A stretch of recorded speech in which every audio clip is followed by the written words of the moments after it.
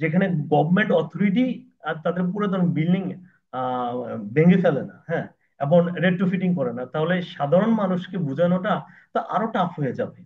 মানে ডিজাইন ফেসেও কেউ কেউ কনভিন্স হয়ে যাচ্ছে, কেউ কনস্ট্রাকশন প্রসিডিউরে গিয়ে কনভিন্স হয়ে যাচ্ছে, কেউ দেখা গেছে হ্যান্ড ওভার, তার মানে কোয়ালিটিটা মেনটেন হচ্ছে না। আর বিএনপিসি সিক্স হচ্ছে পুরো বাংলাদেশকে তিনটা জোনে হচ্ছে আপনার ভাগ করা ছিল, এবং 2020-তে হচ্ছে চারটা জোনে। তার মানে আমার যে সিসমিক জোনাল যে কোফিসিয়েন্ট অথবা এই যে ইফেক্ট, এক একটা জোন ওয়াইজ ভ্যারি করে। এটা ডিপেন্ড করে ওই জোনে আপনার ভূমিকম্পের হিস্ট্রি থেকে, হ্যাঁ। আসসালামু আলাইকুম, স্বাগত জানাচ্ছি ওহে পৃথিবীর 31তম পর্বে। আজকে আমরা কথা বলবো ভূমিকম্পর চ্যালেঞ্জ নিয়ে। এই ভূমিকম্পের ফলে অবকাঠামোগত নির্মাণের যে ঝুঁকিগুলো থাকে সেগুলো নিয়ে কথা বলবো। ওহে পৃথিবীর আজকের এই পর্বে আমার সাথে গেস্ট হিসাবে আছেন ইঞ্জিনিয়ার জসিম উদ্দিন। জসিম সম্বন্ধে যদি একটু বলতে চাই, জসিম রাজুক এবং ঢাকা ক্যান্টনমেন্ট বোর্ড এনলিস্টেড একজন স্ট্রাকচারাল সিভিল ইঞ্জিনিয়ার। সে অলরেডি ইউএসএ সার্টিফাইড একজন স্ট্রাকচারাল ইঞ্জিনিয়ার। তাই জসিম থেকে আমরা আসলে ভবনের ঝুঁকি কিভাবে কমানো যায় এবং আসলে আমরা কতটা ভবনের ঝুঁকিতে রয়েছি ঢাকা শহরে, সেই সম্পর্কে একটু জানবো। গত কয়েকদিনের ভূমিকম্পের যে একটা অবস্থা ছিল আমাদের, প্রতিদিনই কোনোদিন তিনবার, কোনোদিন দুবার, গতকালকেও 5বার ভূমিকম্প হয়েছে বাংলাদেশে। সো ভূমিকম্পের মানে জিওগ্রাফিক্যাল বিষয়গুলো নিয়ে আসলে আমরা খুব একটা আলাপ করব না। ভূমিকম্পের সাথে এই আমাদের যে ভবনগুলো, এগুলোর একটা খুবই নিবিড় সম্পর্ক রয়েছে। আমরা এই ভবনের ঝুঁকি যদি কমাতে না পারি, যে কোনো ধরনের বড় ভূমিকম্পে আমাদের অনেক বড় ক্ষতির সম্ভাবনা রয়েছে। ফেসবুকে কিংবা ইউটিউবে, সোশ্যাল মিডিয়ায় আমরা প্রতিনিয়ত দেখছি যে এই ছোট ছোট ভূমিকম্পের ফলে মাটির নিচে শক্তি সঞ্চার হচ্ছে, হয়তো বা বড় কোনো ভূমিকম্পের এটা একটা আগাম বার্তা। সো এই অ্যানালাইসিসে আসলে যেতে চাচ্ছি না। ঢাকা শহরে রাজুকের যে একটা জরিপ আছে, সেই জরিপ অনুযায়ী আমরা জানি প্রায় 21 লক্ষ বিল্ডিং রয়েছে। এই 21 লক্ষ বিল্ডিং এর মধ্যে 15 লক্ষ বিল্ডিং হচ্ছে একতলা কিংবা দোতলা, আর বাকি 6 লক্ষ বিল্ডিং রয়েছে 4 তলার উপরে। তো ভূমিকম্পের ফলে ছোট বড় সকল বিল্ডিং এ কিন্তু একটা ইম্প্যাক্ট আসে, সেই বিষয়ে আমরা কথা বলবো। এবং আমরা এটাও জানতে পেরেছি আহ রাজুকের যে এই অ্যাসেসমেন্ট হয়েছে এই ভূমিকম্পের পরবর্তী সময়ে, অলরেডি আমার মনে হয় 300 বিল্ডিং কে তারা চিহ্নিত করেছে, যেগুলো আসলে ভেঙে ফেলা দরকার কিংবা সংস্কার দরকার। আর এই যে 21 লক্ষ বিল্ডিং, এই 21 লক্ষ বিল্ডিং এর মধ্যে মাত্র 3252টি বিল্ডিং কে তারা আর্থকোয়েক রেজিস্ট্যান্স হিসাবে চিহ্নিত করেছে। সো ওয়েলকাম জসিম, কেমন আছো? আহ আসসালামু আলাইকুম। থ্যাংক ইউ ভাইয়া। আহ ওহে পৃথিবীর সকল ভিউয়ার্সকে শুভেচ্ছা। আপনাকে স্পেশাল থ্যাংক ইউ, কারণ আপনি সময় উপযোগী একটা টপিক নিয়ে আজকে এই পডকাস্টের আয়োজন করেছেন। আহ, আমরা আসলেই মোটামুটি সবাই একটা আতঙ্কের মধ্যে দিন পার করছি, কারণ বাংলাদেশে ঘন ঘন ভূমিকম্প হচ্ছে। তবে এই ভূমিকম্প বাংলাদেশে এই প্রথমেই না। বাংলাদেশের ভূমিকম্পের ইতিহাস অ্যানালাইসিস করলে যেটা দেখা যাবে যে আহ, সেই 1762 সাল থেকেই বাংলাদেশে বড় মাত্রার ভূমিকম্প সংঘটিত হয়েছে। যদিও বিগত বেশ কয়েক বছর আহ, ছোট এবং মাঝারি ম্যাগনিটিউডের ভূমিকম্প সংঘটিত হয়েছে। এই ভূমিকম্পের জন্য সবচেয়ে বেশি রিস্কে আছে ঢাকা শহর, এবং আরেকটি বড় শহর বলতে চট্টগ্রাম শহর। তুমি স্ট্রাকচারাল ডিজাইন প্র্যাকটিস করছো, একজন structural certified structural design engineer হিসাবে আমার যে কোয়েশ্চেনটা, আসলে বাংলাদেশের ভবন নির্মাণের ক্ষেত্রে আসলে আমরা সাধারণ ভুলগুলো কি করে থাকি যেটা কিনা ভূমিকম্পের ঝুঁকি বাড়াতে পারে? যদি মানে ওভারঅল বলো আর কি, যে একটা ভবন নির্মাণ করতে গেলে আমাদের সবসময় আমরা হয়তো বা আহ, যদি সেটা ব্যক্তি মালিকানার বিল্ডিং হয় সেখানে সবসময় সুপারভিশনের জন্য ইঞ্জিনিয়ার থাকে না। সেক্ষেত্রে অনেক সময় আমরা আহ মিস্ত্রি বা ফোরম্যান, সুপারভাইজার যাই বলি তাদেরকে দিয়ে এই বিল্ডিং এর নির্মাণ কাজটা তদারকি করি। তো এখানে স্বাভাবিকভাবেই কিছু টেকনিক্যাল ভুল চলে আসে। তো আমি এইটাই জানতে চাচ্ছিলাম যে আসলে এই সাধারণ ত্রুটিগুলো কি কি রয়েছে বলে তুমি মনে করো? থ্যাংক ইউ ভাইয়া। ভূমিকম্পের এই সময় আইসা আমাদের বিল্ডিং গুলোকে দুইটা ক্যাটাগরিতে ভাগ করতে হবে। একটা হচ্ছে যেগুলো অলরেডি কনস্ট্রাকশন হয়ে গেছে। আপনি যদি বলেন হচ্ছে প্রেজেন্ট কন্ডিশনে যারা নতুন বিল্ডিং করে, আমি আহ, আশাবাদী যে সবাই মোটামুটি ডিজাইন ইঞ্জিনিয়ার, আর্কিটেক্ট এবং হচ্ছে একটা সরকারি অথরিটির কাছে ডিজাইন অ্যাপ্রুভাল করে তারা হচ্ছে বিল্ডিং ডিজাইন করে। কারণ এখন আমরা যদি পৌরসভা বলি, রাজুক বলি, অথবা বিভিন্ন ডেভেলপমেন্ট অথরিটি বলি, এরা আপনার ড্রয়িং ডিজাইন অ্যাপ্রুভাল করা ছাড়াই এরা কখনো হচ্ছে বিল্ডিং কনস্ট্রাকশন করতে দেয় না। সেক্ষেত্রে রাজুকের ক্ষেত্রে রাজুকের ইন্সপেক্টররা হচ্ছে প্রতিটা অঞ্চলে ঘোরাঘুরি করে, তারা এগুলো চেক করে যে হচ্ছে প্রপার ডিজাইন অ্যাপ্রুভাল আছে কিনা। তাহলে এখন কথা হচ্ছে এই ঝুঁকিতে আমরা এখন কেন আমরা ঝুঁকিতে হচ্ছি এই পুরাতন বিল্ডিং গুলা নিয়ে। আমরা নতুন বিল্ডিং এর ক্ষেত্রে যেহেতু গভর্নমেন্ট স্ট্রিক্ট, সেক্ষেত্রে এই এই এই, ভুল কনস্ট্রাকশন অথবা ভুল ডিজাইন এগুলা অনেকাংশেই খুবই কম। কিন্তু পুরাতন বিল্ডিং যেগুলো অলরেডি কনস্ট্রাকশন হয়ে গেছে, সেই বিল্ডিং গুলোই কিন্তু আমাদের হচ্ছে ঝুঁকিতে আছে। হ্যাঁ, কনস্ট্রাকশন করতে গেলে আমরা শুরু থেকে যেই ভুলগুলো করে আসছি, আমাদের একজন ল্যান্ড ওনার উনি ওনার প্রথম ভুল ওনাকে দিয়েই শুরু হয়।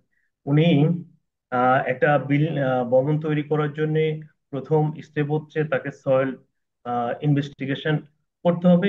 এই এখন বাংলাদেশে গণহারে ছোট বড় অনেক সয়েল ইনভেস্টিগেশন করার মতো কোম্পানি এখানে আছে। তো সেক্ষেত্রেই তাকে দিয়ে সয়েলের সেই সয়েল ইনভেস্টিগেশন করবে, সেইটাই মানুষজন চুজ করতে পারে না অনেক ক্ষেত্রে। আহ, কম টাকায় সয়েল রিপোর্ট অনেকে চায়, এই জন্যই তারা ভুল কোম্পানির কাছে যায়, অথবা যারা ওইরকম এক্সপিরিয়েন্স না ওই ধরনের কোম্পানির কাছে যায়। মেজরিটি এই কোম্পানিগুলোতে এক্সপিরিয়েন্স ইঞ্জিনিয়ারও থাকে না, তারা এই সাইট থেকে এসপিটি নিয়ে তারপর কোন রকম একটা রিপোর্ট তৈরি করে তাদের কিছু ইঞ্জিনিয়ার ফিক্স থাকে যাদের আইবি মেম্বারশিপ আছে। জাস্ট তারা হয়তো একটা ক্যালকুলেশন চেক করে তারা সাইন করে দেয় যে এত ফিট যেতে হবে, এত পাইলের ক্যাপাসিটি। তো সেক্ষেত্রে যদি আমরা যে এসপিটি ভ্যালুটা নেওয়া হয় সেটা যদি প্রপারলি না নিয়ে থাকে, তাহলে সেই রিপোর্ট থেকে যেই ফরমেশন ডিজাইনটা আসবে সেটাই আমাদের টোটালি একটা ভুল।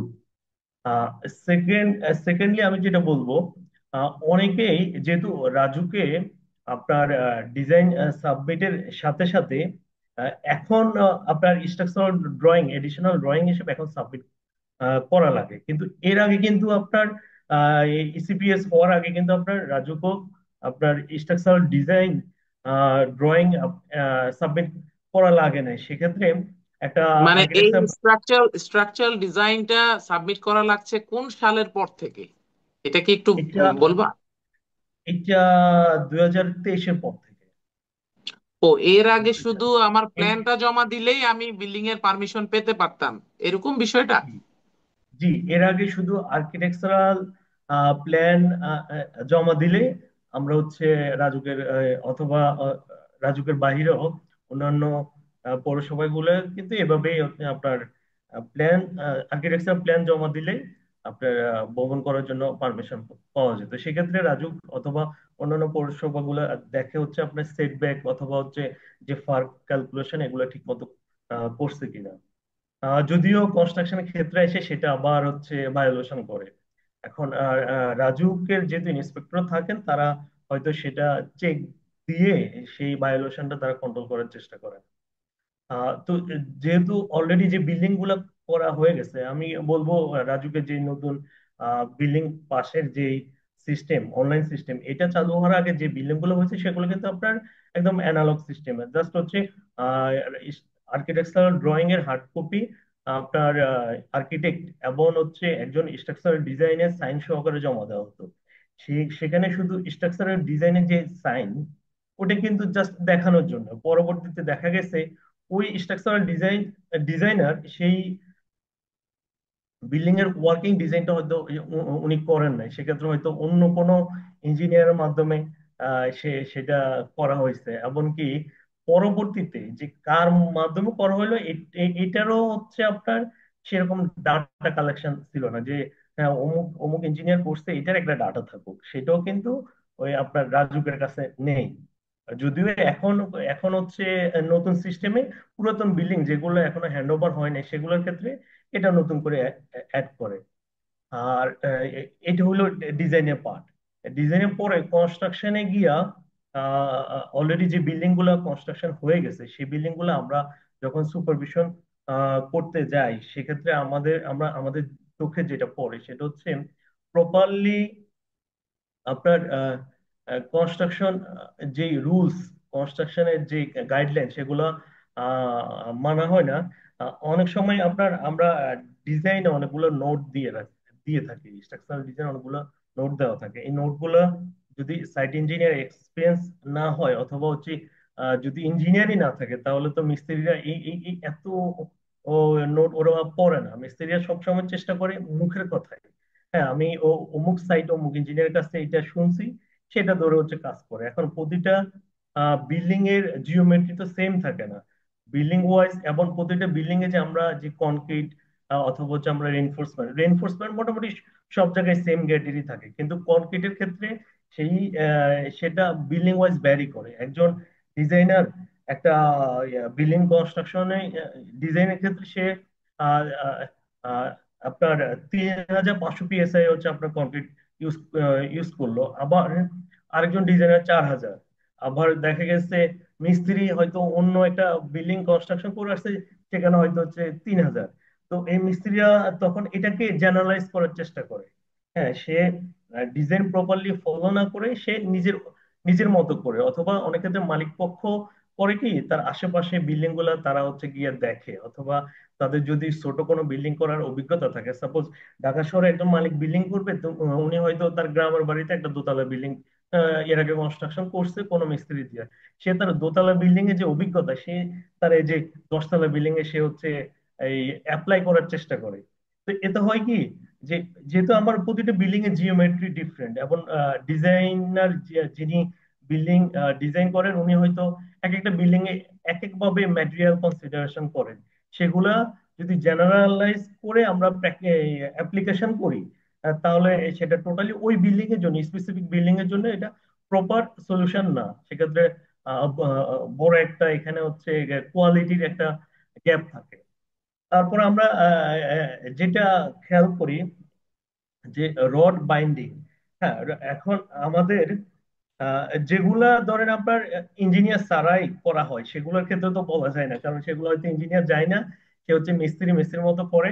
মিস্ত্রির ক্ষেত্রে হয়তো আপনার মালিক পক্ষ ইনফ্লুয়েন্স হয়ে যায়, সে তার উপর সন্তুষ্টি হয়ে সে করে ফেলে। কিন্তু যেগুলো আমরা ভিজিট করি সচরাচর সেগুলোর ক্ষেত্রে দেখা যায় প্রপার রড বাইন্ডিংটা ঠিক মতো হয় না।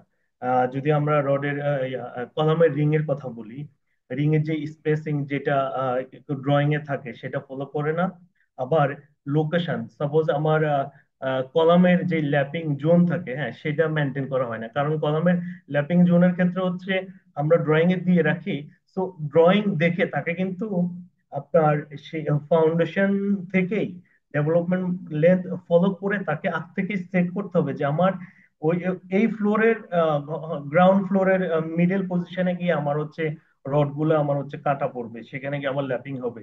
সেইটা তো শুরু থেকে তাকে ক্যালকুলেশন করে ওই রডটা হচ্ছে কাটতে হবে। কিন্তু এগুলো করে না, যার যতটুকু রড রাখতে পারবে অথবা যেভাবে মিস্ত্রির খরচ কম হবে সে সেভাবেই রড বের করে রাখে। তারপরে গিয়া কলামে সেই ল্যাপিং জোনটা মেনটেন হয় না। আবার ল্যাপিং জোনে আপনার যে ক্লিয়ার কভার, যেহেতু ওই, একটা রডের সাথে আরেকটা রড হচ্ছে ল্যাপিং হয়, সে সে জায়গায় ক্লিয়ার কভার ইউনিফর্ম থাকে না। ল্যাপিং জোনের ক্ষেত্রে আমরা ড্রয়িং এ বলে থাকি, যেটা কোডে বলা থাকে যে হচ্ছে আমাদের যেই টাই দিব সেটা হচ্ছে মিনিমাম 4 ইঞ্চি, এর বেশি দেওয়া যাবে না। এটা অনেকে মানে না। তো না, ধরেন তার আপনি মানে হচ্ছে আমার প্রথম জায়গায় আমরা ভুল করতেছি, আমরা ডিজাইনার দিয়ে ডিজাইন করছি না। এক, দুই হলো আমরা কনস্ট্রাকশন প্রসিডিউরে যখন যাচ্ছি সেখানেও আমরা মানে রুলস রেগুলেশনের বাইরে গিয়েও কাজ করতেছি। যারা আহ, মিস্ত্রিরা আছে তারা হয়তো বা এক বিল্ডিং এ কাজ করে আসছে, ওই সেম ভাবে এই বিল্ডিং এও কাজ করতেছে, প্রসিডিউরটা ওই আগেরটাই ফলো করতেছে, যেহেতু সেখানে হয়তো সুপারভিশনের জন্য কোনো ইঞ্জিনিয়ার নাই। আবার সয়েলের ক্ষেত্রে যেটা বললা সেটা হচ্ছে দেখা গেছে জিওগ্রাফিক্যাল কনটেক্সট তো আলাদা প্রত্যেকটা বিল্ডিং এর নিচের মাটির লেয়ার। হুম। সেই ক্ষেত্রে অনেকেই আমি এইটাও দেখেছি যে সয়েল রিপোর্ট কপি পেস্ট করতেছে। হ্যাঁ, দেখা গেছে এই যেই প্লটের উপর বিল্ডিংটা হবে সেই সেই প্লটে সয়েল টেস্ট করেই নাই, কারণ সে জানে যে তার পাশের প্লটের সয়েল রিপোর্টটা সে কালেক্ট করতে পারবে। এখন সে ওই সয়েল রিপোর্টটা কালেক্ট করে ওইটার উপরেই দেখা গেছে ইঞ্জিনিয়ারকে দিয়ে দিছে ডিজাইন করার জন্য। তো ইঞ্জিনিয়ার তো তখন ওইটা আর পিছনে দেখার সুযোগ নাই যে এই সয়েল রিপোর্টটা কি প্রপার সয়েল রিপোর্ট কিনা। তখন সে ওই ভুল সয়েল রিপোর্টের উপরে স্ট্রাকচারাল ডিজাইনটা করে ফেলতেছে।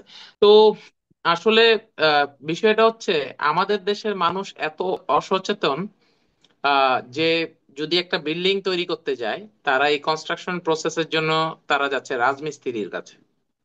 যখনই কারো কোনো রোগ শোক হচ্ছে, আহ দেখা গেছে সে তার অসুস্থতাটা একটু বেশি সময় আহ, তার শরীরে থাকছে, সে চলে যাচ্ছে ফার্মাসিতে অ্যান্টিবায়োটিক নিয়ে আসতে। সো অসচেতনতার কারণে আমরা আসলে এই ঝুঁকিগুলোতে পড়ছি প্রতিনিয়ত। তো জসিম, যেটা আমি আসলে জানতে চাচ্ছিলাম যে আসলে আমাদের দেশে বিএনবিসি যে কোড, এই কোডটা আসলে কতটুকু মানা হয় তুমি মনে করো আর কি?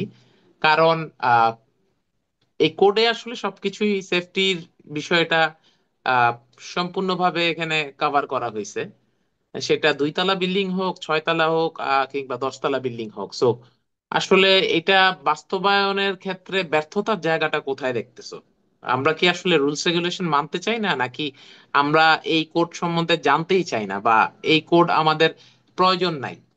ভাইয়া, বাংলাদেশে 1993 সালের একটা হচ্ছে বিএনবিসি কোড ছিল।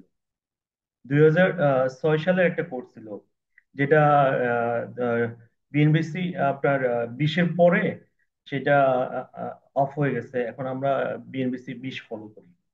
আমি 2000 সাল আগের অনেকগুলো বিল্ডিং আমি এরকম হচ্ছে ডিজাইন রিভিউ করছি। তার মানে হচ্ছে 2000 সালের আগে অথবা 2006 সালের আগে যেগুলো হচ্ছে বিএনবিসি 1993 ফলো করে করা হয়েছে, আহ, এই ধরনের বিল্ডিং গুলা এরকম আমি দেখলাম যে 6 তলা আপনার অ্যাপ্রুভাল নেওয়া ছিল, কিন্তু এই ল্যান্ড ওনার সেটা 3 তলা অথবা 4 তলা করলো। তারপরে এখন এসে সে হচ্ছে আপনার পরে 2টা ফ্লোর অথবা 3টা ফ্লোর করবে। সেই বিল্ডিং গুলোর ক্ষেত্রে আমরা ড্রয়িং ড্রয়িং দেখে আবার নতুন করে সেই পুরাতন কোডে আমরা অ্যানালাইসিস করে দেখলাম যে হচ্ছে তখনকার কোড ফলো করে সেটা বেটার ছিল। মানে ওই তার মানে আমি বলতে চাচ্ছিলাম, যারা আগে 2006 সালের আগে যারা বিল্ডিং কনস্ট্রাকশন করছে, তারা যদি হচ্ছে তখনকার ইঞ্জিনিয়ার দ্বারা সেটা হচ্ছে ডিজাইন করে থাকে, তাহলে তখনকার ইঞ্জিনিয়াররাও ওই কোডটা ফলো করে ক্লায়েন্টকে একটা সুন্দর সমাধান আহ, দিয়েছিলেন। আবার 2006 সালের পরে বিএনবিসি 2006 ছিল, সেক্ষেত্রেও ক্লায়েন্ট যারা প্রপারলি ইঞ্জিনিয়ারের পরামর্শ নিয়ে বিল্ডিং ডিজাইন করে কনস্ট্রাকশন করছে, তাদের ক্ষেত্রেও সেম কথাটাই আমি বলবো। কারণ এর পরের অনেকগুলো বিল্ডিং এরকম হয় যে যে হচ্ছে অ্যাপ্রুভাল নেওয়া থাকে 6 স্টোরি, কোনোভাবে 4 স্টোরি পর্যন্ত তারা কমপ্লিট করছে, এখন 2টা ফ্লোর করবে। সেগুলো যখন আমাদের কাছে হচ্ছে আসে যে একটু চেক করে দেয় আমরা 2টা ফ্লোর করতে পারবো কিনা, তো আমরা দেখলাম যেগুলো ডিজাইন ড্রয়িং প্রপারলি থাকে ওগুলা কোডের সাথে মোটামুটি ওগুলা হচ্ছে কোড ফলো করে তখনকার ইঞ্জিনিয়ার করছে। কিন্তু কনস্ট্রাকশনে গিয়ে আমরা একটা ল্যাকিংস দেখি, সেটা হচ্ছে তখনকার কোডও কিন্তু আপনার ল্যাপিং জোনে কিন্তু একটা আপনার মোটামুটি একটা ডিটেলিং ছিল, একটা হচ্ছে ব্রিফ ছিল, কিন্তু ওই যে ইঞ্জিনিয়ার আপনার হচ্ছে সুপারভিশন করে নাই, অথবা সবচেয়ে বড় প্রবলেম হচ্ছে ভূমিকম্পের জন্য আপনার কলামটা অনেক বেশি ইম্পর্টেন্ট, কলাম এবং বিম। তো আমি যদি কলামের কথাই বলি, কলামের ক্ষেত্রে কনস্ট্রাকশন সবচেয়ে বেশি ভুল হয়। কারণ আপনি এখন দোতলা পর্যন্ত কমপ্লিট করলেন, সেই যে কলামের রডটা আপনি ল্যাপিং জোনে নিয়ে রেস্ট করবেন, কাট অফ করবেন, সেটা না করে ওই ফ্লোর ওয়াইজ, ফ্লোর থেকে হয়তো 1 ফিট 1.5 ফিট করে করে রাখে। হ্যাঁ, তারপরে পরে যখন হচ্ছে কয়েক বছর পর সে যখন আরেকটা ফ্লোর করবে, তখন তো ওই জায়গাতে তাকে ল্যাপিংটা করা লাগে। ওইটাই বলতেছিলাম আমি আসলে, যে রাজমিস্ত্রি দিয়ে যখন আসলে বিল্ডিং করাচ্ছে বা ফোরম্যান দিয়ে করাচ্ছে, সেখানে সুপারভিশনে কোনো ইঞ্জিনিয়ার থাকছে না, তখন আসলে এই কলামের মানে রডটা আসলে কোথায় কাটতে হবে এবং পরবর্তীতে ল্যাপিং দেওয়ার জন্য কি পরিমাণ রড রাখতে হবে, সেই জিনিসটাও আসলে সাধারণভাবে জ্ঞান থাকে না। তারা আমি দেখছি মোটামুটি 1 ফিট 1.5 ফিটে একটা কেটে হয়তো ফলস কলাম করে রেখে দেয়। তো এইটা আসলে এই জায়গাগুলোতে মানে আমাদের সচেতনতা বৃদ্ধি করতে হবে, যে আমি একটা বিল্ডিং করব, এই বিল্ডিংটা 20 বছর 50 বছর কিংবা 80 বছর 100 বছর একটা মানে লম্বা সময়ের জন্যই একটা বিল্ডিং হবে। তো এই জায়গায় মানে কনস্ট্রাকশন প্রসিডিউরে ভুল করলে সেটার স্ট্যাবিলিটিটা কমে যাচ্ছে। এখন এই যে বারবার ভূমিকম্প হচ্ছে, ভূমিকম্পের ঝুঁকিতে পড়তেছে। সো মানে এই জায়গাগুলোতে আসলে কাজ করার অনেক জায়গা আছে। যেমন তুমি যেটা বললা যে হ্যাঁ 2023-এর আগে হয়তো বা স্ট্রাকচারাল ডিজাইন জমা দিতে হতো না, বর্তমানে এটা জমা দিতে হয়, যেটা আসলে আমি মনে করি মানে আরো অনেক আগেই হওয়া উচিত ছিল। কারণ একটা স্ট্রাকচারের মূল হচ্ছে গিয়া স্ট্রাকচারটা আসলে শুধু প্ল্যান করে ফেললাম, কিন্তু সেটা আহ, কতটুক স্ট্রেংথ গেইন করবে সেটা তো কনস্ট্রাকশন প্রসিডিউর একটা আছে পরবর্তীতে। কিন্তু প্রথমে যদি আমি ডিজাইনেই ভুল করে রাখি বা ডিজাইনেই যদি এটার মানে সহনশীলতা, অবকাঠামোটার সহনশীলতা যদি কম থাকে, সেই ক্ষেত্রে এটা রিস্কে চলে যাচ্ছে। তো আহ, বাংলাদেশে এই যে ভূমিকম্প হলো, এরপরে রাজুক যেই অ্যাসেসমেন্ট করলো 300 বিল্ডিং, তারা মানে বলতেছে যে টোটালি আর্থকোয়েকের রেজিস্ট্যান্স নাই। তো এই বিল্ডিং গুলোকে কি আসলে রেট্রোফিট করে কিংবা উম, কোনোভাবে এটাকে রিপেয়ার করে আহ, রাখার সুযোগ আছে বলে মনে করো, নাকি এগুলো ডেমলিশ করে ফেলতে হবে? বা এটা আসলে করাটাও কতটা চ্যালেঞ্জের তুমি কি মনে করো? আহ, আমরা 2023 সালে টার্কিতে একটা ভূমিকম্প হলো। সেই ভূমিকম্প মোটামুটি বাংলাদেশে আমরা সোশ্যাল মিডিয়া অথবা ইলেকট্রনিক মিডিয়ায় আমরা এর ভয়াবহতা দেখলাম। সেখানে দেখা গেল যে বিল্ডিং গুলা প্রপারলি কনস্ট্রাকশন করা হয়েছে এবং হচ্ছে প্রপারলি ডিজাইন করা ছিল, সেগুলো কিন্তু টিকে ছিল। আশেপাশে বিল্ডিং গুলো হচ্ছে ড্যামেজ হয়ে গেছে। তো আহ, তারাও কিন্তু আপনার এই একটা এই ভূমিকম্পের পরে টার্কি গভর্নমেন্ট কিন্তু আপনার বিল্ডিং গুলো প্রায় ওদের 11টা প্রভিন্সে তারা বিল্ডিং গুলা আহ, প্রায় 17 লাখ বিল্ডিং তারা অ্যাসেসমেন্ট করে। এই 17 লাখ বিল্ডিং এর মধ্যে দেখা গেল প্রায় 35,000 বিল্ডিংই ভূমিকম্পের সময় একদম কলাপস। হ্যাঁ, তারপরে প্রায় 17,000 বিল্ডিং তারা পরবর্তীতে আর্জেন্ট ডেমোলিশ করে ফেলছে, যে এগুলো একদমই হাই রিস্ক। এবং 40,000 বিল্ডিং তারা অ্যাসেসমেন্ট করলো, যে বিল্ডিং গুলা তারা রেড টু ফিটিং এর জন্য হচ্ছে সাজেস্ট করলো, যেগুলো হয়তো রেড টু ফিটিং করলে এগুলো হয়তো টিকানো যাবে। তো যেটা বললেন রাজুক, এই আপনার ওয়ার্ল্ড ব্যাংকের একটা প্রজেক্ট, আরবান রেজিলিয়েন্স একটা প্রজেক্ট বিগত সরকার আপনি রাজু এই তো করছিলেন, সেই তখন কিছু বিল্ডিং তারা হচ্ছে অ্যাসেসমেন্ট করে, সে কিন্তু সেই বিল্ডিং গুলো কিন্তু আবার প্রাইভেট বিল্ডিং না, সেগুলো গভর্নমেন্ট বিল্ডিং। কারণ রাজুকের পক্ষে প্রাইভেট বিল্ডিং এভাবে অল্প সময়ে অ্যাসেসমেন্ট করাটা তখন একটু টাফ ছিল। তো যেগুলা গভর্নমেন্টের বিল্ডিং সেগুলো তারা অ্যাসেসমেন্ট করে, সেই বিল্ডিং গুলোর ক্ষেত্রে ছিল আপনার হসপিটাল এবং আপনার স্কুল কলেজ, এই ভবনগুলো। তো রাজুক এরকম মনে করলে বিল্ডিং এর ক্ষেত্রে তারা হচ্ছে ইমিডিয়েট আপনার ডেমোলিশ করার পরামর্শ দিয়েছে। কিন্তু হচ্ছে কি, ধরেন যেখানে গভর্নমেন্ট চাইলেই কিন্তু ইজিলি এগুলো ভেঙে ফেলতে পারে। হুম, সাধারণ মানুষ না হয় তার একটা অ্যাসেটের ব্যাপার থাকে, সে অবহেলা করে সে সেটা করে না, কিন্তু গভর্নমেন্টের যে বিল্ডিং গুলা, আমরা যদি বলি হসপিটাল বলি অথবা স্কুল কলেজ বলি অথবা বিভিন্ন শিক্ষা প্রতিষ্ঠানের যে হচ্ছে হোস্টেল গুলো, এগুলো কিন্তু গভর্নমেন্ট চাইলেই রাজুকের ওই রিপোর্টের পর পরে কিন্তু ভেঙে ফেলতে পারে। আজকে আমি রাজুকের তখনকার হচ্ছে যিনি আপনার প্রধান প্রকৌশলী ছিলেন, তার হচ্ছে একটা সাক্ষাৎকার দেখলাম। উনিও এই যে ভূমিকম্পের পরে এখন উনি আফসোস করে যে তাদেরকে এত করে বলার পরও তারা সেগুলা ভেঙে ফেলে নাই। তার মানে হচ্ছে যেখানে গভর্নমেন্ট অথরিটি আর তাদের পুরাতন বিল্ডিং আহ ভেঙে ফেলে না, হ্যাঁ, এবং রেট্রোফিটিং করে না, তাহলে সাধারণ মানুষকে বোঝানোটা তো আরো টাফ হয়ে যাবে। আহ না, এটা সেই এটা আমি একটু অ্যাড করতে চাই, সেটা হচ্ছে আহ এটা কতটা ভয়ঙ্কর তথ্য যে একটা দেশের সরকারি বিল্ডিং গুলো এরকম একটা ঝুঁকিতে মানে আছে। তার মানে আমাদের দেশে তো আসলে প্রাইভেট বিল্ডিং গুলো আহ, ওইভাবে গভর্নমেন্ট অথরিটি কনস্ট্রাকশন প্রসিডিওরের মানে কনস্ট্রাকশন চলাকালীন সময়ে ওইভাবে সুপারভিশন করে না, বা করার কোনো নিয়ম নাই, যে যেভাবে পারতেছে কনস্ট্রাকশন করে ফেলতেছে। হয়তোবা রাজুক থেকে প্ল্যান চেকের জন্য মাঝে সাঝে আসতে পারে, তাও সেটাও হয়তোবা অনেক ভাবে সেটাকেও ঠেকানো যায় বা ঠেকানো হয়।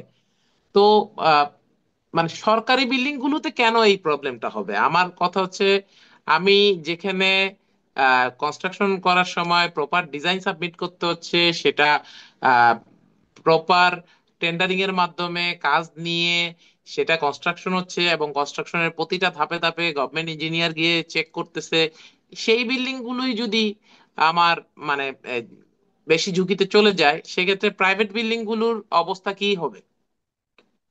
এই জায়গাটাই আসলে আমাদের ভয়ের, আমার মনে হয়। আমার আমার যেটা ব্যক্তিগত ওপিনিয়ন, এটা আমি অনেকগুলো গভর্নমেন্ট প্রজেক্টের সাথে ইনভলভ থাকার কারণে যেটা আমি অনুধাবন করছি, সেটা হচ্ছে আমাদের বিভিন্ন প্রজেক্টের পিডিরা আগ থেকেই তারা হচ্ছে ম্যানেজড হয়ে যায়, হ্যাঁ। কারণ তখন হয় কি, একজন পিডি যদি ম্যানেজড হয়ে যায় তাহলে সে ভালো কনসালটেন্টও নিয়োগ দিতে পারে না। মানে হয়তো কোনো না কোনো ভাবে কাগজে কলমে অথবা পেপারস ওয়ার্কে সে কনসালটেন্ট প্রপারলি কাজটা পায়, কিন্তু পরবর্তীতে কনসালটেন্টের সে পরিমাণ তারা হচ্ছে লাভ করতে পারে না, যার জন্য যাকে দিয়ে সে হচ্ছে ওই কাজটা আপনার ইয়া করলো, বিডিং করে পেল, তো সেই ইঞ্জিনিয়ারকে দিয়ে সে আর হচ্ছে সেটা ডিজাইন করায় না। ধরেন একজন এক্সপিরিয়েন্স ইঞ্জিনিয়ারের হচ্ছে আপনার সিভি ড্রপ করে সে কিন্তু কাজটা পায়, একটা মার্কিং থাকে, পরে দেখা গেছে হয়তো বেশি লাভের জন্য অথবা সে যেই টাকা খরচ করে ওই ইঞ্জিনিয়ারকে দিয়ে ডিজাইন করবে সেই টাকা হয়তো সে গভর্নমেন্ট থেকে পায় না, হ্যাঁ, যেহেতু হচ্ছে পিডি লেভেল অথবা গভর্নমেন্ট অথরিটি ম্যানেজড হয়ে যায়, তখন সে জুনিয়র কাউকে দিয়ে ডিজাইন করানোর চেষ্টা করে। তাহলে সেক্ষেত্রে যদি ডিজাইনটা প্রপারলি না থাকে তাহলে এগুলা কনস্ট্রাকশনের জন্য একটা ঝুঁকি হয়ে দাঁড়ায়। আবার হচ্ছে কি, আমাদের এই বিল্ডিং গুলা ডিজাইন করে কনসালটেন্ট, এগুলো কিন্তু থার্ড পার্টি বেটিং এর কোনো স্কোপ নাই, হ্যাঁ। সো শুধু গভর্নমেন্টের অল্প কিছু ডিপার্টমেন্ট আছে যারা হচ্ছে কনসালটেন্ট ডিজাইন করার পরে বুয়েটের প্রফেসরদের মাধ্যমে অথবা থার্ড পার্টি দ্বারা দ্বারা বেটিং করে নেয়। তার মানে বেটিং করে নিলে হবে কি, ডিজাইনটা তার হচ্ছে মোটামুটি ধরে নেওয়া যায় হচ্ছে বেটিং এর ডিজাইনটা পাস করলো, তার মানে এই যিনি ডিজাইন করলেন এবং যারা বেটিং করলেন দুইজনেই রেসপন্সিবিলিটি নিয়ে এটা হচ্ছে গভর্নমেন্টকে হচ্ছে রিপোর্ট করলেন না ডিজাইন প্রপারলি আছে। তারপরে কনস্ট্রাকশনে গিয়ে গভর্নমেন্ট বিল্ডিং গুলোর ক্ষেত্রে কনস্ট্রাকশনে গেলে সেম কথা আমি বলবো।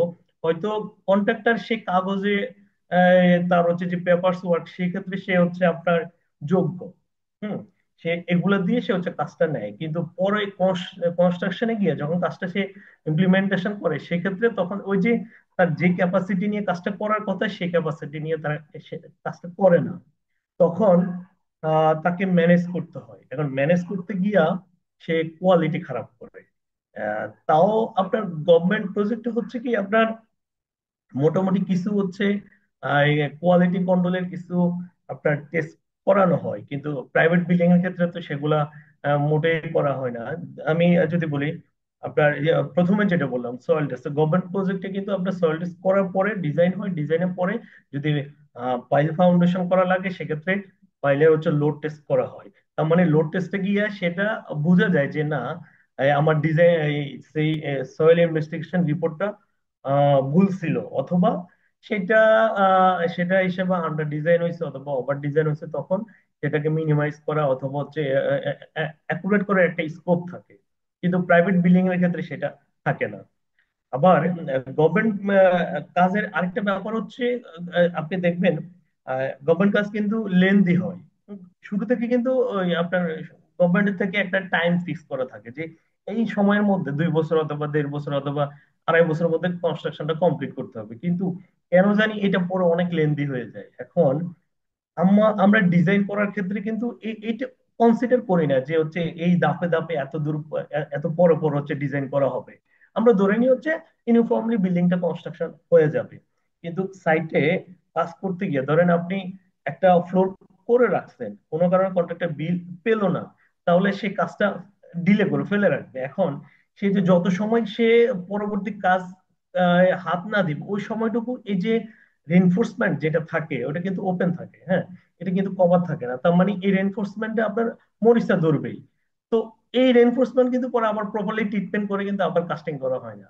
মেজরিটি জায়গায় দেখবেন ওই যে মরিচার ধরা রডের সাথে আবার ল্যাপিং করে নতুন করে করে। তার মানে একটা রড যদি আগ থেকে উইক থাকে, পরবর্তীতে সে বাকি রড গুলোকে তো উইক করবে। তো না, আমার সেটাই আমাদের আমাদের সরকারি নিয়ম নীতিমালায় সবকিছুই আছে, কিন্তু আমরা আসলে প্রপারলি মানছি না। এটা এই জায়গাটাই আমাদের গ্যাপ আমার মনে হয়। যে একটা গভর্নমেন্ট বিল্ডিং সেগুলো বেশিরভাগই হচ্ছে জনগণের জন্য বানানো হয়, যেখানে হয়তো বা সেটা পাবলিক স্কুল হতে পারে, হাসপাতাল হতে পারে, কিংবা একটা গভর্নমেন্ট অফিসিয়াল বিল্ডিং হতে পারে। তো এইখানে আসলে আহ, মানে পাবলিকদের জন্য এটা বানানো হয়, সেখানে আমার সেফটি, মানে সেফটি 100% এনশিওর করা উচিত। সেই জায়গাটাই আমাদের গ্যাপ আমার মনে হয়। তুমি যেটা বললা যে হ্যাঁ, আহ, মানে ডিজাইন ফেসেও কেউ কেউ কনভিন্স হয়ে যাচ্ছে, কেউ কনস্ট্রাকশন প্রসিডিউরে গিয়ে কনভিন্স হয়ে যাচ্ছে, কেউ দেখা গেছে হ্যান্ড ওভার, তার মানে কোয়ালিটিটা মেনটেন হচ্ছে না। সবকিছুই হচ্ছে, বিল্ডিংও হয়ে যাচ্ছে, আহ, মানে প্রজেক্টও কমপ্লিট হয়ে যাচ্ছে, কিন্তু কোয়ালিটির জায়গাটায় আমাদের গ্যাপ রয়ে যাচ্ছে। তো আরেকটা বিষয় একটু বলতে চাই, সেটা হচ্ছে রিসেন্টলি ড্যাপের একটা সংশোধনী আসছে। সেই সংশোধনীতে দেখলাম আমি যে বিল্ডিং এর ফ্লোরের মানে সংখ্যা বা ফ্ল্যাটের সংখ্যা বাড়ানো হচ্ছে। তার মানে আগে যে বিল্ডিংটা 6 তলা ছিল সেটা এখন 8 তলা হবে, কিংবা 8 তলার যেটা ডিজাইন পাস হতো সেটা এখন 10 তলা 11 তলা হবে। মানে এটা হচ্ছে, আমি ওভারঅল বলতেছি, হয়তোবা এরকম থেকে কিছু কম বেশি হবে। তো এইটা কি আসলে আহ আমাদের আহ যে ভূমিকম্পর যে ঝুঁকি, এটাকে কি আহ, আরো প্রশমিত করবে না? কারণ আমাদের যে সয়েলের যে কন্ডিশন, আমাদের জিওগ্রাফিক্যাল যে কনটেক্সট এখন ঢাকা শহরের, তো এখন যদি আমি ফ্লোর আরো বাড়াই, তার মানে মাটির উপরে চাপ আরো বাড়ছে। তো এই ক্ষেত্রে তুমি কি মনে করো? এটা খুবই গুরুত্বপূর্ণ একটা কোশ্চেন। আমরা আগে ক্লায়েন্টকে জিজ্ঞেস করে রাখি যে আপনি আহ, আহ, কয়তলা পর্যন্ত কনস্ট্রাকশন করবেন অথবা আপনি বিল্ডিং কয়তলা, হ্যাঁ। তো অনেক ক্ষেত্রে ক্লায়েন্টের এরকম থাকে যে হচ্ছে আমি যদি ঢাকার বাইরের কথা বলিনি, কারণ ঢাকার বাইরে পৌরসভাগুলায় হচ্ছে আপনার একটা হাইট লিমিট থাকে, হ্যাঁ, যে 7 তলা অথবা 6 তলা, মানে এক এক পৌরসভায় এক এক লিমিট থাকে। তো সেক্ষেত্রে তারা ওইটা আগেই জিজ্ঞেস করে নি যে কয়তলা পর্যন্ত করবে। তখন তারা যেটা বলে যে আমার পৌরসভায় এখন 7 তলা পর্যন্ত দেয়, হ্যাঁ। পরে হয়তো পৌরসভা যখন মান উন্নয়ন হবে, এটা যখন গ্রেড বাড়বে, তখন হয়তো 9 তলা পর্যন্ত দিবে। তখন আমরা বলি ঠিক আছে, তাহলে আপনার যদি সেটব্যাকে সব ঠিক থাকে আমরা তাহলে আপনাকে 9 তলা ধরেই ফাউন্ডেশনটা করে দিই। আপনি পরবর্তীতে ওইটা পেপার ওয়ার্ক করে যখন সে 9 তলা পারমিশন নিতে পারবেন, তখন আপনি দুইটা ফ্লোর করতে পারবেন। তার মানে কি আমি আগ থেকেই কিন্তু জানি যে বিল্ডিংটা 9 তলা হবে, হ্যাঁ। এখন এই রাজুকের ক্ষেত্রে যেটা বললেন সেটা যদি এরকম হয়ে থাকে যে হচ্ছে ফাউন্ডেশন করছে সে হচ্ছে 9 তলা ধরে, কিন্তু আগে সে পারমিশন পাইছে হচ্ছে 7 তলা, এখন হচ্ছে সে 9 তলা করবে, তাহলে হচ্ছে কি তার তো ডিজাইন হচ্ছে 9 তলা ধরে করা, তখন সে আর প্রবলেম আমি মনে করি না, যে হচ্ছে সে 9 তলা করতে পারবে। কিন্তু ধরেন কোনো কারণে সে ডিজাইনে করলো হচ্ছে 7 তলা ধরে, হ্যাঁ, এবং তার পুরো লোড, তার হচ্ছে পুরা এই আপনার সিসমিক লোডের যে ইফেক্ট, হ্যাঁ, গ্র্যাভিটি লোডের যে ইফেক্ট, সবকিছু কিন্তু তার আর হচ্ছে 7 তলা ধরে। এখন সে রাজুকের ফার বাড়ার কারণে অথবা কোনো ফ্যাসিলিটির কারণে সে 9 তলা করতে যাচ্ছে, তাহলে কিন্তু সে করতে পারবে না। অনেক ক্ষেত্রে মানুষ তো, আমরা তো হচ্ছে বাংলাদেশের মেজরিটি মানুষই হচ্ছে আপনার ওই টাকা দিয়ে টাকা ইনকাম করতে চায়। হ্যাঁ, মানে এই ব্যাপারটা এরকম যে আমার প্রপার্টি আছে, যেহেতু একটা ফ্যাসিলিটি দিছে আমি করে ফেলি, বিল্ডিং তো ভাঙবে না। অথবা হচ্ছে ডোন্ট কেয়ার থাকে, হ্যাঁ, সে হচ্ছে তার সেই ডিজাইনে তার 7 তলা ছিল, সে 2টো ফ্লোর বেশি পাবে, সে করে ফেলে। অথবা এরকম যে হচ্ছে তার ডিজাইনে 7 তলা আছে, এখন উপরে গিয়ে সে হচ্ছে রূপের অর্ধেক সে করে ফেলছে। রূপের অর্ধেক দেখা গেছে সে যদি করে থাকে, তার যদি ডিজাইনারকে সে যদি আগে বলে থাকে যে না, আমি এই রূপের এই অংশ আমি করব, হ্যাঁ, আপনি এই অংশ ধরে ডিজাইনটা করেন, তাহলে সমস্যা দেখি না। কিন্তু ধরেন আপনার ডিজাইনে ওইটা ছিল না, পরে গিয়ে সে হচ্ছে একটা ফ্লোর করে ফেললো, ফ্লোরের হচ্ছে একটা রূপের অর্ধেক অংশ কনস্ট্রাকশন করে ফেললো, তাহলে কিন্তু ওই যে তার নিচে যে কলাম গুলা এবং যে কলামের নিচে যে ফাউন্ডেশন, সেটা অবশ্যই ফেল করবে। আর এখন যেহেতু ভূমিকম্প হচ্ছে, আমি আরেকটা জিনিস আপনাকে আমি হচ্ছে বলবো, খুবই দুঃখজনক। আমরা রাজুক এনলিস্টেড হওয়ার পরে অনেক জায়গায় আমাদের হচ্ছে ডিমান্ড বেড়ে যায়, অনেকে আমাদেরকে ডাকে, হ্যাঁ, যে এভাবে প্রপোজ করে যে আপনি ড্রয়িং ডিজাইনে লিখে থাকবে হচ্ছে আপনার বিএনবিসি 2020, কিন্তু আমাকে বিল্ডিংটা করে দিতে হবে বিএনবিসি 2006 ফলো করে। তার মানে হচ্ছে বিএনবিসি 6 ফলো করে বিলিং ডিজাইন করলে বিলিং এর যে কস্টিং হবে বিএনবিসি 2020 ফলো করলে কস্টিং একটু বাড়বে। সো এটা কিন্তু টোটালি একটা মানে আপনার ইথিক্স এর বাইরের একটা প্রস্তাব। হ্যাঁ, আমরা এগুলা থেকে দূরে থাকার চেষ্টা করি। তারপরও দেখা গেছে কোনো না কোনো ইঞ্জিনিয়ার এগুলো করে ফেলে। হ্যাঁ, বিশেষ করে আমি হয়তো আপনি হয়তো ওই বিভিন্ন জায়গায় খোঁজ খবর নিলে দেখবেন এগুলা সম্ভবত ডেভেলপার বেস কোম্পানিগুলা বেশি করে থাকেন। অথবা অথবা হয় কি, ওই যে শুনে মালিক পক্ষ ল্যান্ড ওনার শুনে যে অমুকে এভাবে করছে, তার মানে আমারটা এভাবে করা যাবে, তখন এসে তারা এভাবে প্রস্তাব দেয়। সো যারা নতুন বিল্ডিং ডিজাইন করেন তাদের ক্ষেত্রে বলবো এটা কখনোই করবেন না, কারণ আহ, আপনার একটা হচ্ছে রিস্ক লিমিট থাকে। হ্যাঁ, এখন যেগুলো বিএনবিসি 2006 ফলো করে যে বিল্ডিং গুলা ডিজাইন করা হয়েছে, ওগুলা একটা ক্যাটাগরিতে যাবে। এখন যদি গভর্নমেন্ট রাজুক অ্যাসেসমেন্ট করে, ওগুলো অবশ্যই একটা ক্যাটাগরিতে যাবে, আর যেগুলো বিএনবিসি 2020 ফলো করে করা হয়েছে সেগুলো আরেকটা ক্যাটাগরিতে যাবে। কিন্তু আপনি ডিজাইন ড্রয়িং এ আপনি লিখে রাখছেন হচ্ছে 2020, কিন্তু প্র্যাকটিক্যালি করলেন হচ্ছে 2006 দিয়ে, তাহলে তো আপনার তো কোন ক্যাটাগরিতে যাবে? তাহলে তো আপনার বিলিং তো রিস্ক, বেশি রিস্কে পড়ে যাবে হয়তো। যখন হচ্ছে এটাকে যদি ডিজাইন আবার রিভিউ করা হয়, তখন কিন্তু এটা আবার ধরা খাবে, এটা কিন্তু আবার হচ্ছে দেখা যাবে যে উনি আসলে এখানে ভুল ডিজাইন করছেন, যে বিএনবিসি 20 করে না। কারণ টোটালি বিএনবিসি 6 হচ্ছে পুরো বাংলাদেশকে 3টা জোনে হচ্ছে আপনার ভাগ করা ছিল, এবং 2020-তে হচ্ছে 4টা জোনে। তার মানে আমার যে সিসমিক জোনাল যে কোফিসিয়েন্ট অথবা এর যে ইফেক্ট, এক একটা জোন ওয়াইজ ভ্যারি করে। এটা ডিপেন্ড করে ওই জোনে আপনার ভূমিকম্পের হিস্ট্রি থেকে, হ্যাঁ, যে এই অঞ্চলে কত মাত্রা ভূমিকম্প হলো এর আগে, এভাবে ক্যাটাগরি করে হচ্ছে আপনার বিএনবিসি 6 এ এবং বিএনবিসি 20-তে এগুলো হচ্ছে আপডেট করা ছিল। তো না, থ্যাংক যেটা ইউ, থ্যাংক বলছিলাম, ইউ জসিম, খুবই খুবই গুরুত্বপূর্ণ একটা তথ্য আমরা পেলাম যে বিএনবিসির কোড অনুযায়ী আমাদের করতে হয়তো আমাদের দেশের মানুষের আসলে কি আমরা মানে কোন জায়গাটায় আমাদের আসলে একটু লাভ করা যাবে, কোন জায়গাটায় একটু কস্টিং কমানো যাবে, কোন জায়গায় আরো দু চারটা ফ্ল্যাট বাড়িয়ে ফেলা যাবে, এই জায়গাটায় আমাদের ফোকাস থাকে, যেই কারণে আমরা আসলে সেফটিকে কম্প্রোমাইজ করি। মানে হয়তো অনেকে নিজের অজান্তেই এই এই ধরনের কাজগুলো করে ফেলি এবং সেফটি আসলে কম্প্রোমাইজ হয়ে যায়। তো আশা করছি আহ মানে আমাদের যারা শ্রোতা আছেন, দর্শক আছেন, সবাই সচেতন হবেন এবং এই ভবন নির্মাণের ক্ষেত্রে আমাদের দেশের যেই রুলস রেগুলেশন আছে সেগুলো খুব ভালোভাবে ফলো করবেন এবং একটি ভবন বানাতে গেলে অবশ্যই একজন দক্ষ ইঞ্জিনিয়ারের সহযোগিতা নেবেন। সেটা আপনার প্ল্যানিং ফেজ থেকে হতে পারে, সেটা অবশ্যই ডিজাইন ক্ষেত্রে হতে পারে, সেটা ইভেন আপনার কনস্ট্রাকশন প্রসিডিউরের সময়ও আপনি একজন ইঞ্জিনিয়ারের সুপারভিশন বলেন, যদি সেটা মানে সব সময় সম্ভব না হয়, তারপরও তার তার টাচে থেকে টেকনিক্যাল বিষয়গুলো জেনে কাজটা করা।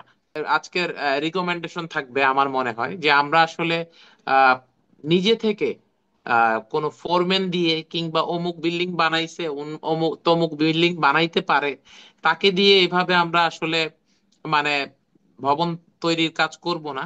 আমাদের প্রত্যেকটা কাজের জন্য প্রত্যেকটা কেরিয়ারের মানুষ আছে, তাদেরকে অবশ্যই আমাদের প্রয়োজন। যাকে যার যেই কাজ তাকে সেই কাজ যে আমাদের এঙ্গেজ করতে হবে আমার মনে হয়। তাহলে আমরা আমাদের ভবিষ্যতের যেই আহ ভূমিকম্পের যে একটা চ্যালেঞ্জ আছে, ইনশাল্লাহ আমরা কিছুটা কমিয়ে নিয়ে আসতে পারবো। সাধারণ মানুষের জন্য, যারা নন টেকনিক্যাল, তাদের জন্য আমার দুইটা সাজেশন। প্রথম সাজেশন হচ্ছে, আপনার বিল্ডিং ভূমিকম্প সহনীয় কিনা সেটা আপনি কিভাবে বুঝবেন? প্রথম কথা হচ্ছে, আপনার প্ল্যান দেখেই বুঝবেন। আপনার যে আর্কিটেক্ট যে বিল্ডিং এর যে প্ল্যান করে সেটা দেখেই বুঝবেন আপনার কলাম এবং বিমের কানেকশন হয়েছে কিনা ঠিক মতো। যদি বিম এবং কলামের কানেকশনটা আর্কিটেকচারাল ড্রয়িং এ প্রপারলি আর্কিটেক্ট মেনটেন করেন, অথবা আর্কিটেক্ট ছাড়াও যদি ইঞ্জিনিয়ার কেউ করে, আমার সাজেশন থাকবে এই ফ্রেমিংটা যেন আপনি ঠিক করেন। আর সাধারণ মানুষ, আপনি যখন কলাম এবং বিমের কানেকশনটা ঠিক দেখবেন, তাহলে আপনি ধরে নিবেন যে ইনিশিয়ালি এই বিল্ডিংটা প্রপার ওয়েতে ডিজাইনের জন্য যাচ্ছে। আর সেকেন্ড, আরেকটা ইম্পর্টেন্ট কথা হচ্ছে, আমাদের কোডে বলা আছে যে ফ্লাড স্ল্যাব ভূমিকম্প সহনীয় বিল্ডিং না। কিন্তু আহ ঢাকা শহর, ঢাকা শহরের বাইরের শহরগুলোতে আমরা দেখলাম এই যে ফ্লাড স্ল্যাব বিল্ডিং গুলাতে শপিং মল হচ্ছে, কমার্শিয়াল ভবন হচ্ছে, এবং ফ্লাড স্ল্যাব দিয়ে আপনার হসপিটাল হচ্ছে। অনেক ক্ষেত্রে হয় কি, হসপিটাল তো একটা ডিফারেন্ট অকুপেন্সি, হসপিটাল ওইভাবে ডিজাইন করে করা লাগে, কিন্তু আহ, আমাদের শহরগুলোতে রেসিডেন্সিয়াল বিল্ডিং ভাড়া নিয়ে হসপিটাল করা হয়।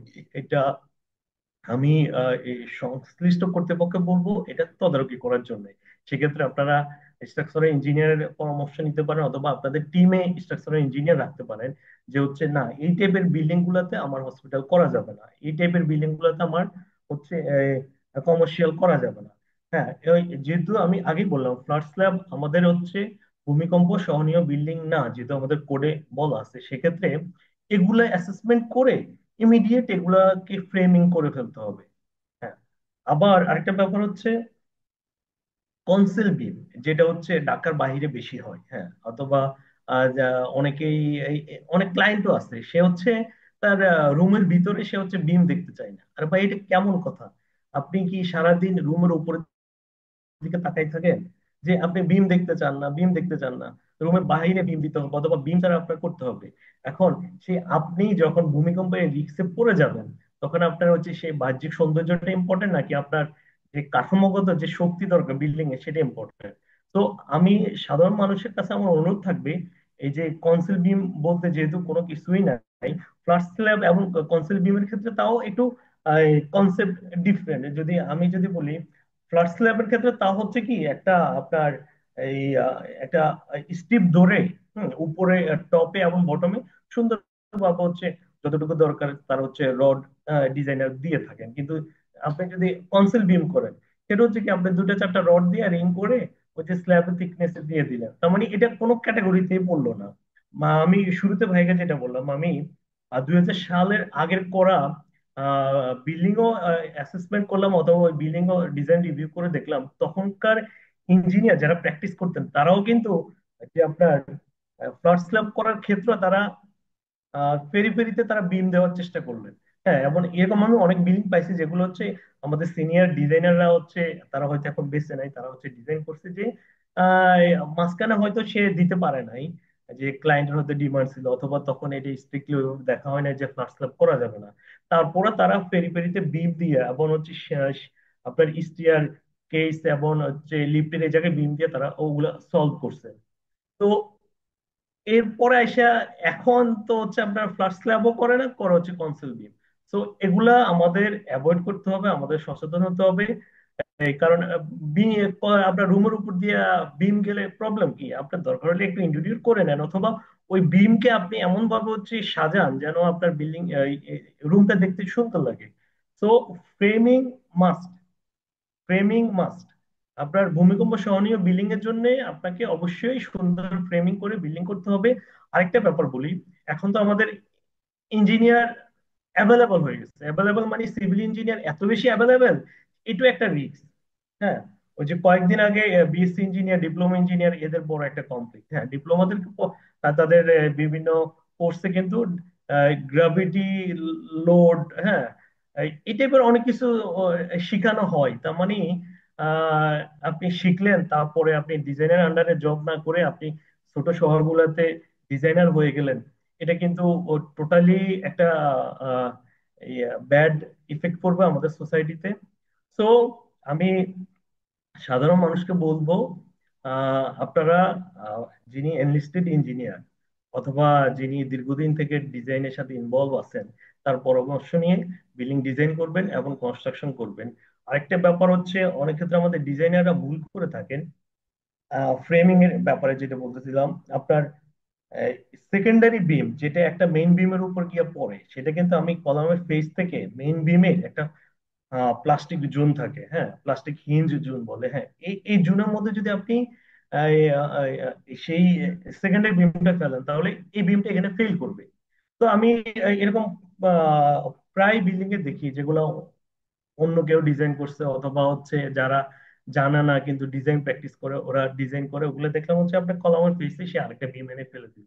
কিন্তু আমার কোডে বলা আছে যে প্লাস্টিক জোন যতটুকু, আমি যদি ক্যালকুলেশন নাও করি তাও ধরে নেওয়া যাক সেটা হচ্ছে 1.5 ফিট, হ্যাঁ এই 1.5 ফিটের মধ্যে দেখা গেছে আরেকটা বিম এনে ফেলে দিল। তাহলে হচ্ছে যখন বিল্ডিংটা রোটেট করবে, বিল্ডিংটা যখন ল্যাটারাল লোড নেবে, তখন এই এই বিমটা আপনার ফেল করবে। আর একটা জিওমেট্রিক যে কোনো এক জায়গায় ফেল করে মানে হচ্ছে বাকি বিম কলামে কিন্তু আপনার ইফেক্ট পড়বে। সো আমি, আমার সাজেশন থাকবে সাধারণ মানুষ হিসেবে আপনারা অবশ্যই বিল্ডিং এর ফ্রেমিংটা ফলো করবেন, এবং যারা ডিজাইনার আছেন তারা এই যে কোডটা ভালো করে পড়বেন, ঠিক আছে ডিজাইন করার আগে। আর আরেকটা ব্যাপার হচ্ছে, অনেকে ইউটিউব বেস আপনার ডিজাইন শিখে। এটা ধরেন আপনি যদি ভালো না জানেন, তাহলে তো কেউ যদি আপনাকে ভুল শিখায় সেটা তো আপনি ধরতে পারবেন না। তো আমি বলবো যারা ডিজাইন শিখেন তারা অবশ্যই বই পড়বেন। হ্যাঁ, একজনের ইউটিউবে একটা ভিডিও দিল, তার ডিজাইনটা ধরে আপনি প্র্যাকটিস করতেছেন, সে যে কারেক্ট আপনাকে সেখানে ভিডিওতে কারেক্ট শিখাচ্ছে, সেটা তো আপনি কিভাবে ধরবেন? আপনার যদি কোড থাকে একটা বই, হ্যাঁ বইয়ের মানে এই সেকশন এই আর্টিকেল এখানে আছে, আপনি পড়ে পড়ে পড়ে পড়ে সেটা শিখলেন, তারপরে গিয়ে আপনি ক্রস চেক করার জন্য বিভিন্ন ভিডিও দেখতে পারেন, অথবা আপনার সিনিয়রের সাথে সেটা হচ্ছে আপনি আলোচনা করে সেই ডিসিশন গুলো নিতে পারেন।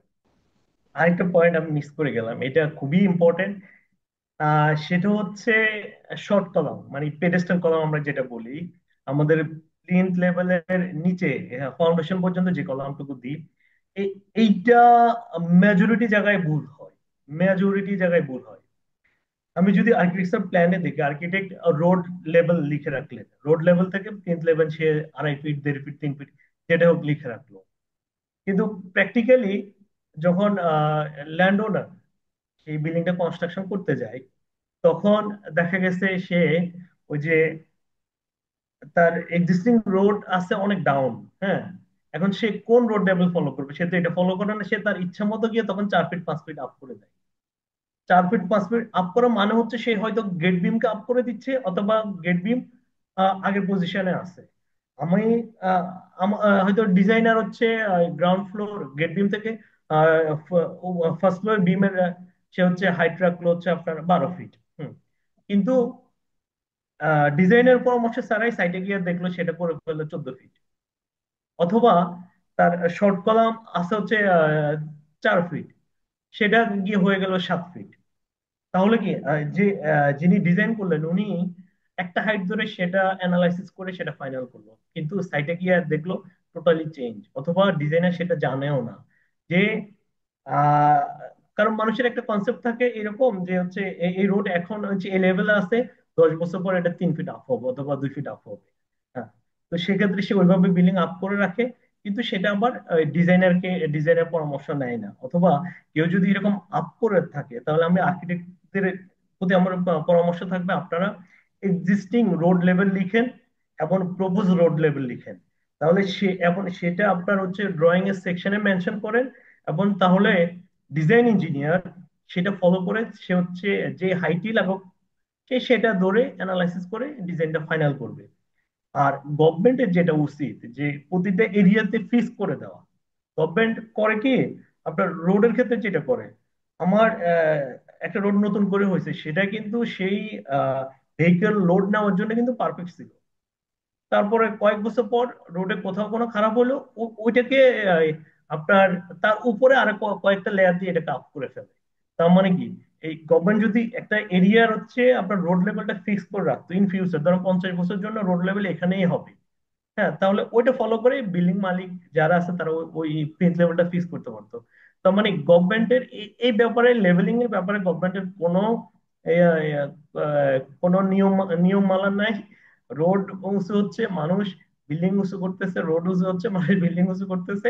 এতে হয় কি, আমরা জানি একটা বিল্ডিং এর উইক স্ট্রিট অথবা সফট স্ট্রিট হচ্ছে গ্রাউন্ড ফ্লোর। এখন গ্রাউন্ড ফ্লোরে যদি আপনি হাইট ডিজাইনের পরামর্শ ছাড়া ডিজাইনে যে কনসিডার না করে আপনি আপনার ইচ্ছে মতো কম বেশি করেন, তাহলে তো আপনার সে বিল্ডিং তো ভূমিকম্পে ভেঙেই পড়বে।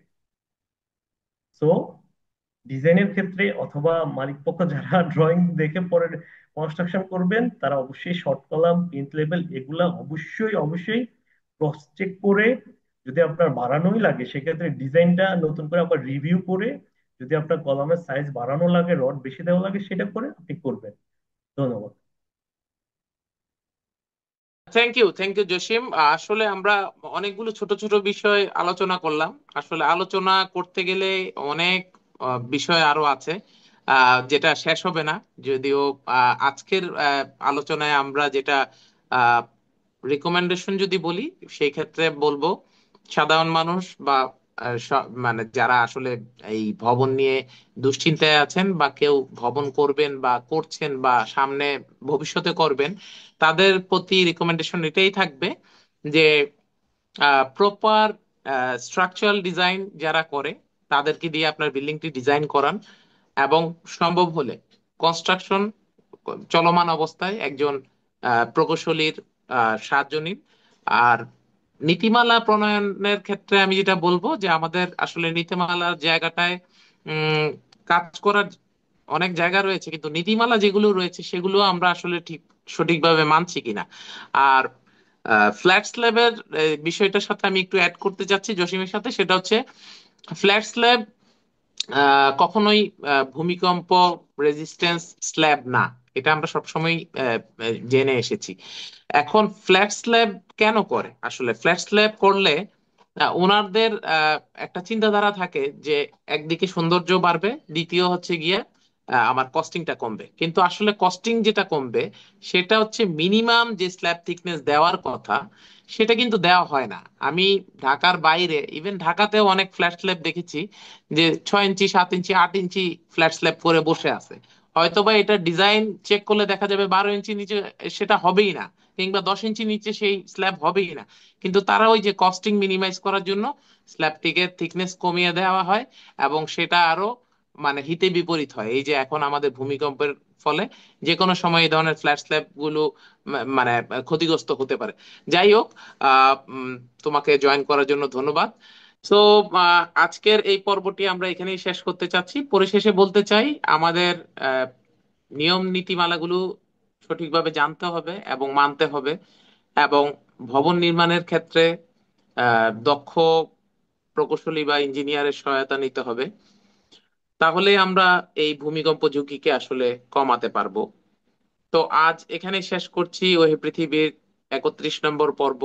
আগামী সপ্তাহে দেখা হবে ইনশাল্লাহ নতুন কোনো টপিক নিয়ে, নতুন কোনো গল্প নিয়ে। সেই পর্যন্ত ভালো থাকুন, সুস্থ থাকুন। আসসালামু আলাইকুম।